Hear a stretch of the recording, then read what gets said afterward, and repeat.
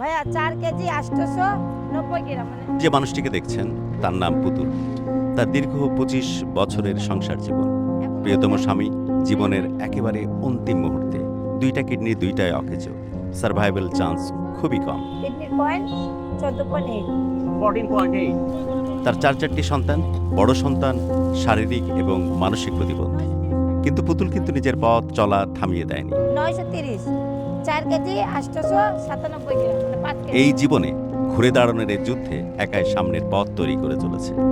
নারীর ক্ষেত্রে বিভিন্ন রকমের অবিচার অনাচার দেখছি, যেমন বাংলাদেশের প্রেক্ষিতে আমেনা, তহিয়া অথবা শারমিন বিনতে, ইকরা, বিভিন্ন মানুষজন যখন দীর্ঘ নিঃশ্বাস নিয়ে পৃথিবী থেকে চলে যাচ্ছে আমাদেরকে কাঁদিয়ে, ঠিক সেই সময় কিন্তু আমাদের পুতুলরা আমাদেরকে স্বপ্ন দেখাচ্ছে।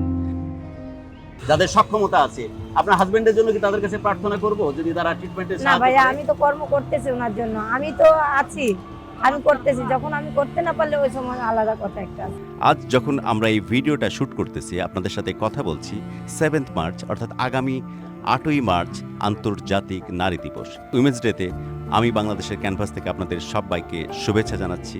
তো আমি অনুমতি নিয়ে নিচ্ছি, আমি বাংলাদেশের পক্ষ থেকে ছোট্ট একটা গিফট আমাদের পুতুলের জন্য। আমাদের পুতুল ভালো থাকুক এবং অনেক বড় করে বাঁচুক এবং বাংলাদেশ ঘুরে দাঁড়াবে যখন আমাদের পুতুলরা একসাথে ঘুরে দাঁড়াবে। এই সম্মানের সাথে আপনাকে দিচ্ছে ছোট্ট গিফট আমাদের পক্ষ থেকে।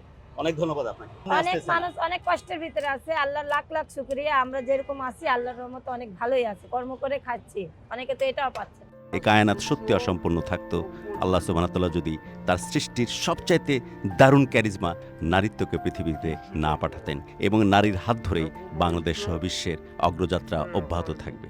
বিদায় নিচ্ছি আজ।